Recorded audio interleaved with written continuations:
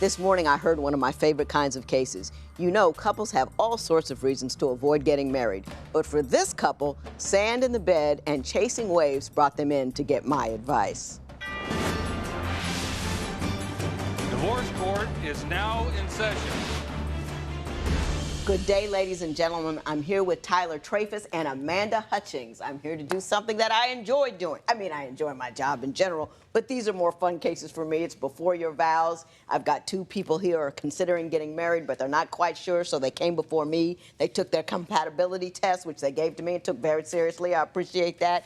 And a marriage license, and with permission to tear it up should I find that your union is ill-advised. Mr. Trafis, I'm going to start with you. Why don't you tell me why you think Ms. Hutchings is the woman for you, but you're not quite sure marriage is a good idea? Well, I love everything about Amanda. We've been together 4 years now, and our lifestyles are a little bit different. So I just like to come to a kind of an agreement in lifestyles, or a happy place, or a singularity, and then I'm open to that idea of marriage. Now, in what ways are your lives out of sync as far as lifestyle is concerned? Well, before I met Amanda, and currently, I'm a pretty big-time surfer. I've got a surf school in Manhattan Beach. And I'm here in the summers and early falls. But I like to chase those waves afterwards. The surf isn't always in one place. It's great in California in the summertime. However, when it starts to get cold here, I want to go someplace else. So where do you go? What kind of places do you go in order to chase those waves? Generally, I'm going to go to Hawaii in the wintertime and chase the big north swells. And then things start to come down in the spring. And I'm going to go down to Central America, primarily El Salvador, in the springtime when those big souths start coming there. Wow. Is it safe enough? I know somebody from El Salvador says, you know, little shaky. Well, here's what I always tell people. I say, hey, I grew up in L.A. in the 90s during the height of gang violence and all that kind of stuff. And if somebody came to visit me... Yeah, but you weren't living in Compton or nothing. I was on 18th Street. I was borderline. All right. And somebody would come visit me, and I would say, hey, why would I take you to Watts when we could go to Malibu or Beverly Hills? It's the same thing with El Salvador. You lost me, but okay. Ms. Hutchings, why don't you tell me why you think he's the guy for you, but you're not quite sure this marriage will work? We both have unique lifestyles, and he's one of the few people I've met that's been able to handle my lifestyle. I travel a lot. I'm gone a lot. What do you do? I'm a private flight attendant. Okay. So I'm gone sometimes for weeks, months at a time. So it, you know, I've dated people before where they're like, what, you're gone 4 or 5 weeks at a time and you're some crazy place that I don't know about. With all these probably very wealthy people. Yeah, wealthy people, and it doesn't really mesh well with a lot of people. You know, but it doesn't bother you, Mr. Trafis? I trust her, and it gives us that independence and the time that we have to ourselves, so that when we are together, it works out great. I've been traveling for 10, 12 years pretty heavily, and I'm ready to kind of settle down a little bit more and have a home base. And what makes you hesitate? About him? I'm not the one hesitating. Oh, okay. So you want me to nudge him along a little bit? Why do you think he's hesitating? I think he's been in a relationship before where he was married, didn't work out. And I think he likes how things are now, and maybe he's worried about it changing. Messing with that, and it's changing. How would it change? How do you see marriage changing the way you two live, if at all? I think it would change the way we live. You know, when you're in a relationship and you're just boyfriend and girlfriend, you know, if things aren't working out so well, if things are a little shaky, people aren't as willing, I think, to put in the extra mile. When you're boyfriend-girlfriend, maybe, as opposed to when you've entered marriage. You know, marriage is a big commitment. I think it changes the way that people, your friends, your family, the community view you. I feel like you get a little bit more support from people when you're a married couple versus when you're just in a relationship. And when you marry someone, they become family. You know, that's the family member you choose, and that's Mr. Trafis, what is your hesitation? I'm happy the way things are. I think they're great right now. And I listen to her points, and I think she makes a great point. I just see it a little bit differently. I wake up every morning and I choose to be with Amanda. And I put in the things that need to be done, and I make the adjustments in my life, and I put in the effort every day at that time so that she's there tomorrow. And I feel like when you have that marriage thing, it's a contract, so you can just keep sweeping bad things under the rug because it's hard to run away. So you see marriage is doing exactly the opposite thing that she sees marriage doing, that it makes you fight harder, and you're saying it's just like you're stuck, so I fight harder now because I know she could walk away tomorrow. Exactly. But if we were married, we could kind of, because we're stuck together. I understand you live at your mama's house. I do. And how old are you? I'm 33. You're 33. You live with your mom. Have you ever lived outside your mama's house? Yeah, I've lived in Japan, Indonesia, Europe, Hawaii, El Salvador. You've lived or you've traveled to. There's a difference. What's your definition? Well, very good question. Your primary residence, was it ever in Japan or El Salvador? Was your primary residence where they would look for you to get mail, where you might have to serve jury duty? Was it at your mom's house? Jury duties always come to my mom's house. Oh, yeah. So that primary residence. Primary residence. Primary residence. Do you find that odd at all? It's getting to be a little odd. Yeah. Is mama trying to throw you out? There might be a little bit of that. Yeah.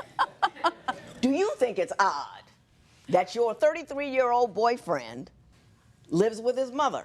There were some things about it that made sense. He'd initially moved back to the United States, and he's gone half the year. And she likes it when he comes back because he'll watch the dogs, watch the cats. He'll house sit for her while she goes out of town, and she likes that. And I get it. It sounds trifling on the surface, but it kind of makes sense, because if she does, if he does travel that much, what's he need a house or an apartment for? And if he's in and out and back, and I kind of get that. I really kind of get that. He's not mooching. Yeah. He is helping out at home. I get it. But yeah, 4 years of being together, and yeah, it'd be kind of nice you want to your have own our own spot. space, Yeah, I got you. He's got it all worked out perfectly. He's got a spot where he stays. He travels all over the world chasing the waves. He's got a beautiful woman. What do you expect to change about that when you get married?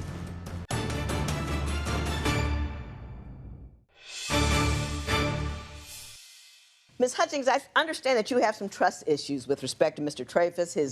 His career and his work brings him into contact with a lot of pretty women. In fact, I believe that's how you met him. Yeah. And you have some concerns about the manner in which he engages his female customers. Why don't you explain that to me? I will say things have improved. But when we first met, I think maybe the second lesson I took with him, I'm watching his next lesson roll out, and it's 4 girls in string bikinis flailing all over the place, and I'm kind of going, okay, and as we started dating, there were a few instances where students would get maybe a little disgruntled when they found out that he had a girlfriend. He had a girlfriend, because they thought they had a shot. Yeah, yeah. And then they found out about you. In particular, we had a barbecue at the end of the season. All of our friends, all the students, people come over, and gal comes bounding up to me, and she's like, "Hi, how do you know Tyler?" And I was like, "Well, I'm his girlfriend." And she was like, "Oh," and went and sat down and stared daggers into me for the rest of the night. Right. Left pretty quick. But you don't have any concerns about him reciprocating any of those? Well, I asked him, why didn't this girl know that, you weren't single? And he's like, well, I didn't say I wasn't single. I'm like, well, did you tell her that you had a girlfriend? He's like, well, no, but, it's good for business. If you get married, what do you expect your living arrangement to be? Hopefully together. To me, he's got it all worked out perfectly. He's got a spot where he stays. He travels all over the world chasing the waves. He's footloose and fancy free. He's got a spot to come home to. He's got a beautiful woman that flies. He ain't got to see her every day, every month or so. So it's still exciting and fun. what do you expect to change about that when you get married? And is that something reasonable to expect? Well, I'd like to have a realistic place that we can both live and work. You know, he wants to live in El Salvador. I don't see it as a realistic place for me to live and work. Wouldn't you be worried a little bit about her in El Salvador? Let's say you were living in El Salvador and you chased the waves to Hawaii. Would you leave her there alone? And would you have any concerns about that? No, she'd just come with me. Where's the money coming for all these flights? You know, I'm the realist. I'm kind of going, you know, I can't make the living I make here in LA down in El Salvador to accommodate all this travel and doing all this crazy stuff. But you would continue to travel, would you not? Well, if I stayed in my current job, yeah, I'd have to. But do you want to change it? What I'm trying to figure out is how much you want the situation to change. I mean, to me, if you got married right now and didn't change anything, the marriage wouldn't. It wouldn't be a I don't marriage. understand why you would want to be married because it really doesn't change anything. No, I mean, I want to live together. It's been 4 years, and I want to live together. You know, I want to start building more of a future with him. But you both don't want kids. You agreed on that part, We right? both agree on that. Don't want to have children. Not interested. You're not going to all of a sudden change your mind. None of that's going to happen. Don't want them. No, we've Neither talked one of about you. adoption in the future, but, you know, as Yeah, something you said farther. something funny. You would like to refurbish a kid or something? What did you say? What did you say? I think I used the word recycle. Recycle, yeah. You said you might recycle a kid that already. I thought that was wonderful. I mean, you just, got one out there slightly used, bring him on in, he ain't got anywhere else to go. You take good care of him, teach That's him my how to style. surf. I like that. I like that a lot. I am definitely myself when I'm with him. I don't put up any pretenses. I don't feel like I have to hold back, which is really important to me. Here's the concern that I have. Have you been living together for years but find that splitting up is as complicated as getting a divorce? Call toll-free at 1-877-311-2222 or visit our website at divorcecourt.com. Don't forget to join the conversation on social media. Go to facebook.com/divorcecourt and follow us on Twitter and Instagram @divorcecourt. If you would like your case to be heard on Divorce Court, call us toll-free at 1-877-311-2222 or log on to our website at divorcecourt.com. Follow us on Facebook and Instagram @divorcecourt. Let me say this. I read your compatibility tests, and usually when I read them, I have like exclamation marks all over and oh my God, or blah, blah, blah, blah. None of that happened here. And I was like, interesting. And I think it's because you people are grown.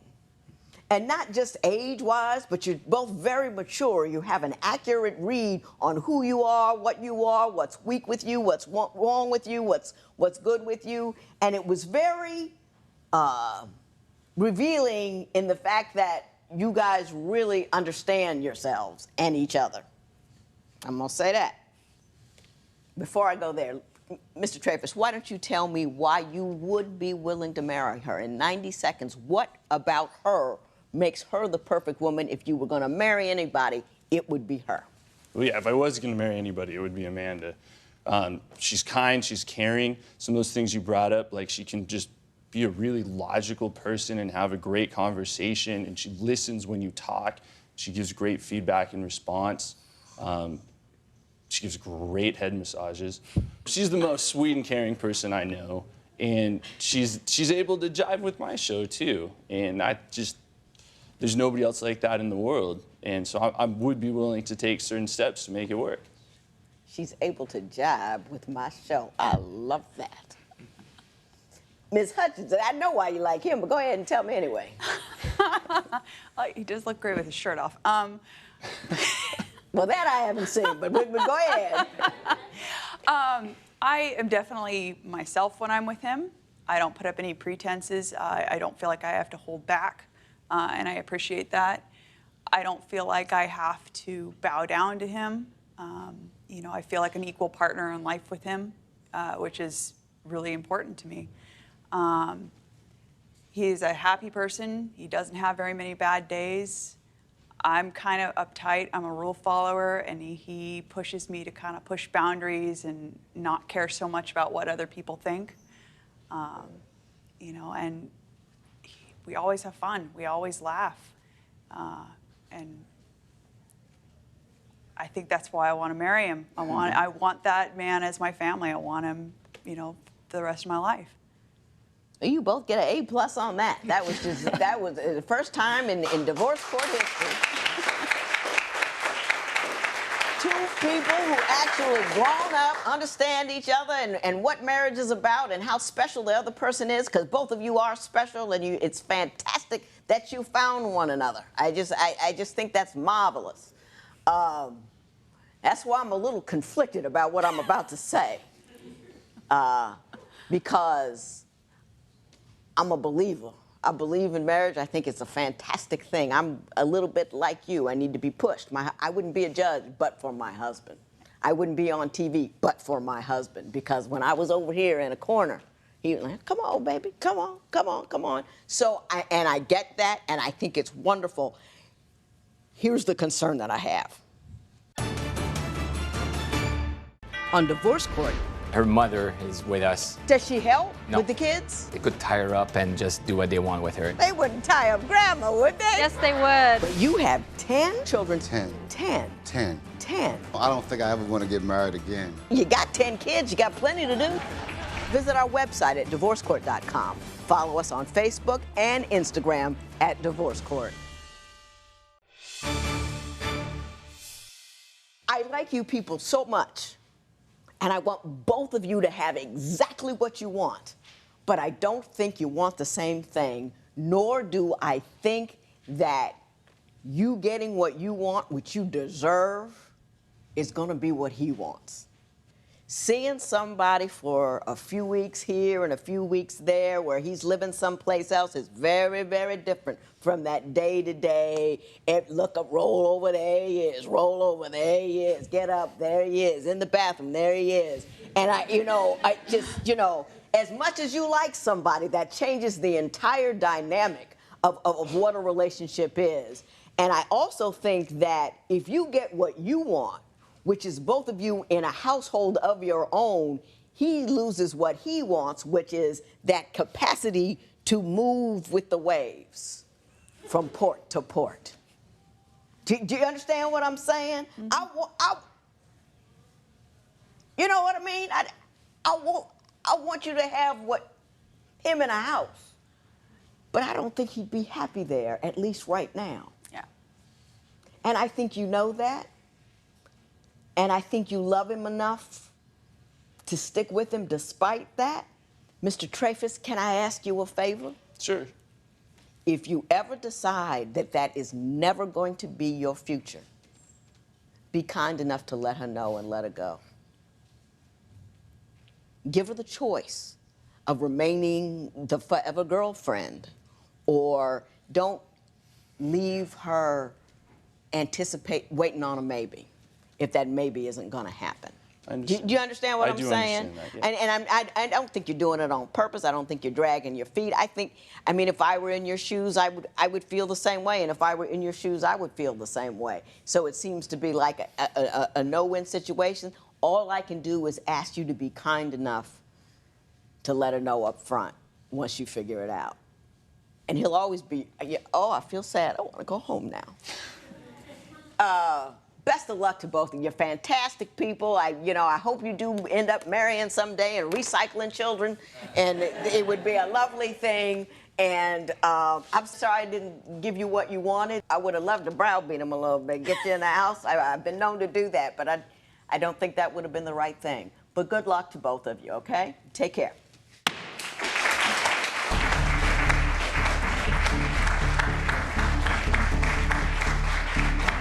That case made me really sad. Tyler and Amanda were kind, intelligent people who loved one another. Unfortunately, they were on different paths. I simply hope that Tyler does what he's supposed to do and tells her exactly what he wants and gives her an opportunity to do exactly what she needs.